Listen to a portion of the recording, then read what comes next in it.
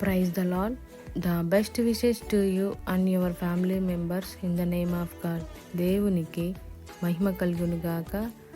దేవుని నామము పేరిట మీకును మీ కుటుంబ సభ్యులందరికీ శుభాభివందనములు. టుడే గాడ్ ప్రామిస్, ఈరోజు దేవుని వాగ్దానము.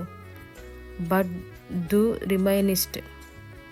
హెబ్రీ 1:11 నీవు నిలిచియుందువు. హెబ్రీ పత్రిక 1:11. ప్రియమైన సహోదరి సహోదరులారా, ఈరోజు ఈ వాగ్దానం ద్వారా దేవుడు మనతో చెప్తున్న మాట,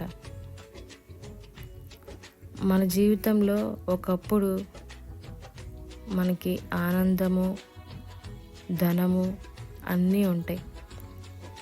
కానీ కొన్ని సందర్భాల్లో అవన్నీ దూరమైపోతాయి.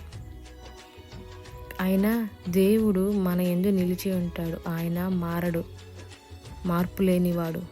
కాబట్టి దేవుడు మన యందు నిలిచి ఉంటాడు. మన జీవితంలో అట్టి సందర్భంలో మన స్నేహాలు, మన సంతోషం, మన ఐశ్వర్యము అంతా కోల్పోతాం. అయినా మనము దేవుని యొక్క కృపను పొందుకొని ఉంటాం.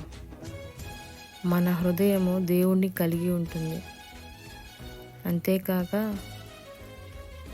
మనకి ఎన్నో ఆర్థిక ఇబ్బందులు, ఆరోగ్య పరిస్థితులు మనకి వ్యతిరేకంగా ఉన్నప్పుడు మనము నిరుత్సాహపడకుండా దేవుడు మన యందు నిలిచి ఉన్నాడని మనం నమ్మాలి. అంతేకాని దేవుడు నా యందు ఉన్నాడా అని అనకూడదు. అలాగా నిట్టూర్పులు విడవకూడదు. మన జీవితంలో ఎలాంటి కష్టమైనా, ఎలాంటి నష్టాలైనా, ఎలాంటి వ్యతిరేకమైన పరిస్థితులు ఎదురైనప్పటికీ, ఎవరు ఉన్నా లేకపోయినా మన జీవితంలో మనకి ఎప్పుడు తోడుగా దేవుడు నిలిచి ఉంటాడని మనము గుర్తెరగాలి, నమ్మాలి. సంతోషంతో దేవుణ్ణి స్తుతించాలి. మన జీవితం దేవుని కొరకు నిలిచి ఉండేలాగా మనము అలాగా మన జీవితంలో కొనసాగించాలి. కాబట్టి మనమందరము ఈ వాగ్దానం ద్వారా నిలిచి ఉండేవారముగా అట్టి కృపను దయచేయమని ప్రభువుని అడుగుదాం. ప్రార్థన. కరుణా సంపన్నుడు అయిన మా దేవా, మీకు ఎన్నో వందనములు, స్తోత్రములు. ఈరోజు ఈ వాగ్దానం ద్వారా మాతో మాట్లాడినందుకు మీకు వందనములు తండ్రి.